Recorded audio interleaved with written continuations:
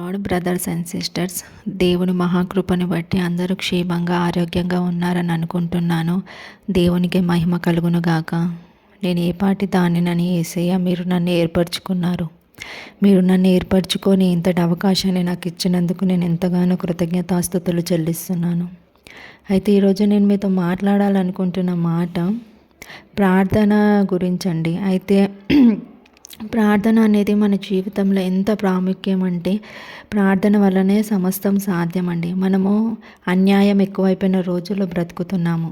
అసలు న్యాయం అనేది తగ్గిపోయింది, అన్యాయం ఎక్కువైపోయింది, మోసాలు ఎక్కువైపోయాయి, ప్రేమలు లేవు, బంధాలకు విలువ లేదు. ఎక్కడ చూసిన మోసపూరితమైన విషయాలు జరుగుతున్నాయి. సమాజంలో ఎక్కడ చూసిన సమాధానం లేదండి. ఒకరినొకరు ద్వేషించుకోవడం ఎక్కువైపోతుంది. మనం ఇలాంటి దరిద్రమైన పరిస్థితుల్లో బ్రతుకుతున్నాం. అసలు నాకైతే ఎంత అంటే అంత బాధేస్తుంది మధ్యలో కొన్ని విషయాలు వింటుంటే. కాబట్టి మనల్ని ఈ ప్రతికూల పరిస్థితుల నుండి కాపాడేది ప్రార్థన మాత్రమే. మనకి సమాధానాన్ని, నెమ్మదిని ఇచ్చేది మనం ప్రార్థన చేయడం ద్వారా మాత్రమే పొందుకుంటామండి. కుటుంబ జీవితాలు బాగాలేవు. అసలు యవ్వనస్తులు లోకానుసారంగా బ్రతకడానికి ఎక్కువ ఇష్టపడుతున్నారు. అయితే చాలామంది ఈ మధ్య యవ్వనస్తులు ఆత్మహత్యలు చేసుకుంటున్నారు. చిన్న చిన్న విషయాలకి ఆత్మహత్యలు చేసుకుంటున్నారు. ఇష్టానుసారంగా బ్రతుకుతున్నారు. ఎవరన్నా ఒక మాట అంటే వాళ్ళు తట్టుకోలేకపోతున్నారు, తీసుకోలేకపోతున్నారు. చిన్న మాటకి, చిన్న విషయాలకి ఆత్మహత్యలు చేసుకుంటున్నారు చాలామంది యవ్వనస్తులు అండి. నేను ఈ వారంలోనే ఒక 5-6 మంది అలా చేసుకోవడం విన్నాను. దాని గురించే. మరియు కుటుంబాలలో ఎక్కడ కూడా సమాధానం లేదు. చాలా అంటే చాలా గొడవలు జరుగుతున్నాయి. భార్యాభర్తలకు సమాధానం ఉండట్లేదు. ఈ మధ్య ఇల్లీగల్ అఫైర్స్ ఎక్కువైపోయి ఒకరినొకరు హింసించుకోవడం ఇలా జరుగుతుంది. ఇవన్నీ విని నా మనసు అసలు బాగాలేక నేను దేవుని దగ్గర ఎంతో ప్రార్థన చేస్తున్నాను. అంటే ఎందుకు దేవా ఇలా సమాధానం లేని పరిస్థితుల్లో మేము బ్రతుకుతున్నాము. నేనే కాకుండా చాలామంది ఉన్నారు. అయితే నేను అందరికీ విషయాలు తెలియజేయాలని చెప్పి నేను మాట్లాడుతున్నానండి. అయితే ఇలాంటి ప్రతికూల పరిస్థితులలో నెమ్మది ఎవరికి ఉండదు, సమాధానం ఉండదు. అయితే చాలామంది సతమతం అయిపోతుంటారు, ఏం చేయాలని. అందుకే దేవుడు నా ద్వారా ఈ మాటలు మీకు చెప్పాలని ఆశపడ్డానండి. అయితే ప్రార్థన ఒకటి మనకి సమాధానం ఇస్తుంది. నా విషయంలో నేనే చెప్తున్నానండి. నాకు ఎంత సిచ్యువేషన్ బాగోలేకపోయినా నేను ఒక చిన్న ప్రార్థన అయినా చేసుకుంటాను. నాకు కొంచెం నెమ్మదిగా అనిపిస్తుంది, ప్రశాంతంగా అనిపిస్తుంది. మరలా నార్మల్ సిచ్యువేషన్కి వచ్చేసి నా పని నేను చేసుకుంటాను. లేకపోతే నాకు అర్థం కాదు. ఇలాంటి సిచ్యువేషన్ పరిస్థితులు చూస్తుంటే నాకు ఫస్ట్ హెడేక్ వచ్చేస్తుంది. ఇంకా నేనేం పని చేయలేను. అందుకని దేవుని యందు ప్రార్థన చేసుకుంటే మనకి చాలా అంటే చాలా నెమ్మదిగా ఉంటుంది, సమాధానంగా ఉంటుంది. ఎక్కడో తెలియని ధైర్యం ఉంటుందండి మనకు. అంటే ఇలాంటి ఎన్ని పరిస్థితులు మన చుట్టుపక్కల జరిగినా కూడా దేవునికి మనం మొరపెట్టే విధానాన్ని బట్టి దేవుడు మనల్ని కాపాడుతాడు. ఆయన రెక్కల చాటున మనల్ని భద్రపరుస్తాడు, మన కుటుంబాన్ని కాపాడుతాడు. మన తోటి స్నేహితులను కానీ, బంధువులను కానీ వాళ్ళ గురించి మనం విజ్ఞాపన చేసినప్పుడు వాళ్ళని కూడా ఆయన క్షేమంగా కాపాడుతాడండి. అందుకనే నేను ఈ మాటలు మీతో చెప్పాలని అనుకుంటున్నాను. ప్రభువా ప్రార్థన నేర్పయ్యా, ప్రార్థించకుండా నేనుండలేనయ్యా. ప్రభువా ప్రార్థన నేర్పయ్యా, ప్రార్థించకుండా నేనుండలేనయ్యా. నీ పాదాలు తడపకుండా నా పయనం సాగదయా. నీ పాదాలు తడవకుండా నా పయనం సాగదయా. ప్రార్థన వలనే పయనము, ప్రార్థనే ప్రాకారము, ప్రార్థనే ప్రాధాన్యము, ప్రార్థన లేనిదే పరాజయం.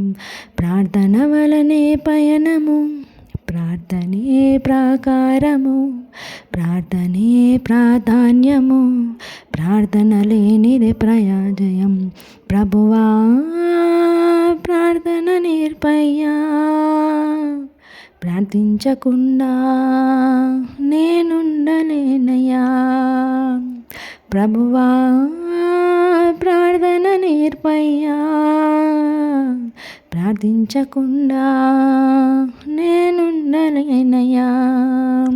నీ పాదాలు తడవకుండా నా పయనం సాగదయా. నీ పాదాలు తడపకుండా నా పయనం సాగదయా. అయితే మన ఆత్మీయ జీవితాలు కూడా బలహీనంగా తయారవుతున్నాయండి. అయితే వీటన్నిటిని మధ్య మనకు దేవుడిచ్చిన గొప్ప కృప ప్రార్థన చేయడం అండి. ప్రార్థన వలనే సమస్తము సాధ్యము. ప్రార్థన మన పరిస్థితులను మారుస్తుంది. మన మ మ మరీ ప్రాముఖ్యంగా ప్రార్థన మన ఆత్మీయ స్థితిని మారుస్తుంది. మన ఆత్మీయ స్థితి మారకుండా ఎంత ఏం చేసినా మన పరిస్థితులు మారవండి. కాబట్టి మనము అంత్య దినాల్లోకి వచ్చాం కాబట్టి మనం మన పరిస్థితులను బట్టి పడిపోకుండా మనము నిలబడాలండి. మనం ఎంతోమంది పాపుల రక్షణ కొరకు ప్రార్థన చేయాలి. మన శ్రమల జీవితాలే రేపు అందరికీ సాక్షులుగా ఉండాలని మనము ప్రార్థన చేయాలండి. మనం మన పిల్లలకి చెప్పగలిగే ఒక గొప్ప మాట, మన శ్రమల నుండి ఎలా బయటపడ్డామో, ఈ పాపపు జీవితాలు ఎలా పరిశుద్ధపరచబడ్డాయి అని అంత గొప్ప సాక్షిగల జీవితాలు మనం ఎదగాలండి. సాక్షిగల జీవితాలుగా మనం ఎదగాలండి. ప్రార్థన వలన మనం ఇంత గొప్ప విజయాలు పొందుకున్నామని మన జీవితాలే మన పిల్లలకి సాక్ష్యంగా ఉంచాలండి. ఈ ప్రపంచంలో ఎక్కడ చూసినా శాంతి సమాధానం లేవండి, కరువైపోయాయి.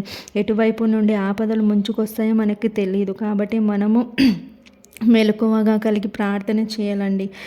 మరి ఒకసారి చెప్తున్న, ప్రార్థన మాత్రమే మన పరిస్థితులను మారుస్తుందండి. కాబట్టి అందరూ ప్రార్థన చేయండి. ఎటువంటి పరిస్థితిలో ఉన్నా సరే ఆవగించంత విశ్వాసం కలిగి ప్రార్థన చేసినా దేవుడు ఆలకిస్తానని చెప్పాడు కదా. మీరు ఎలాంటి పరిస్థితిలో ఉన్నా కూడా మీరు ఒక చిన్న ప్రార్థన చేయండి విశ్వాసం కలిగి. మీకు ఎంత నెమ్మది వస్తుందో మీరు ఒకసారి గమనించండి. మీకు టైం దొరికినప్పుడల్లా ప్రార్థన చేయండి. కొంచెం వీలైతే బైబిల్ చదువుకోండి, దేవుని మాటలు కొని వినండి. మీకు ఎంత అంటే అంత సమాధానం కలుగుతుంది. మీరు ఎటువంటి పరిస్థితిలో ఉన్నా కూడా మీకు నెమ్మది కలుగుతుంది, సమాధానం కలుగుతుంది. మీకు ఏమైనా ఆలోచనల వల్ల మీకు ఏమి ఆలోచించాలో, ఏం పరిస్థితుల్లో ఎలా మార్చుకోవాలో ఒకవేళ తెలియకపోయినా కూడా మీరు ప్రార్థన దేవుని యందు విజ్ఞాపన చేస్తే దేవుడు మంచి ఆలోచనలను మనకిస్తాడు.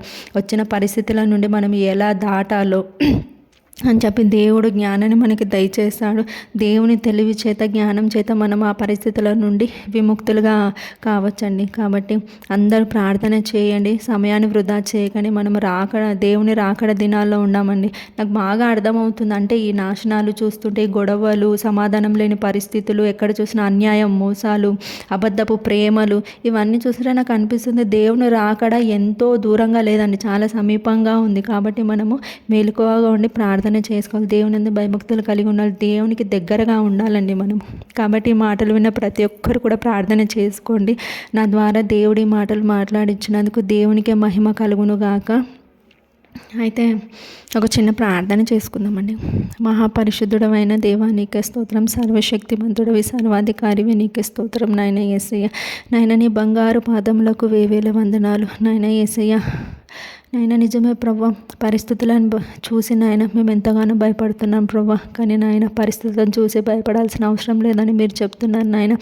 నాయన ప్రార్థన ఒకటే మా పరిస్థితులను మారుస్తుందని చెప్పారు దేవా. అట్లాగున నాయన మేము ప్రతి విషయంలో, ప్రతి శ్రమను బట్టి, వేదనను బట్టి, నాయన ప్రతికూల పరిస్థితిని బట్టి దేవా మేము ప్రార్థించే బిడ్డలుగా మమ్మల్ని సిద్ధపరచండి. ఎక్కడ కూడా నాయన మేము బలహీన పడకుండా, కృంగిపోకుండా, నాయన వేదన చెందకుండా, నాయన మా సమయాన్ని వృధా చేయకుండా నాయన యేసయ్య మీ యందు విజ్ఞాపన చేసి, నాయన ప్రార్థన చేసి మొర్రపెట్టి నాయన యేసయ్య ఉండుటకు, మీ బిడ్డల వల్ల మేము జీవించుటకు కృప చూపండి దేవా. మీ బిడ్డలకి ఎన్ని శ్రమలు, ఇబ్బందులు, ఇరుకులు, అసమాధాన పరిస్థితులు వచ్చినా కూడా దేవా మీరు సమాధాన పరిచే దేవుడవి, ఆదరించే దేవుడవి నాయ, న్యాయం తీర్చే దేవుడవు తండ్రి. నాయన నమ్మదగిన దేవుడవు తండ్రి. నాయన నేను విశ్వాసంతో నాయన చెప్తున్నాను దేవా, మీ యందు నాయన సమాధానం దొరుకుతుంది నాయన.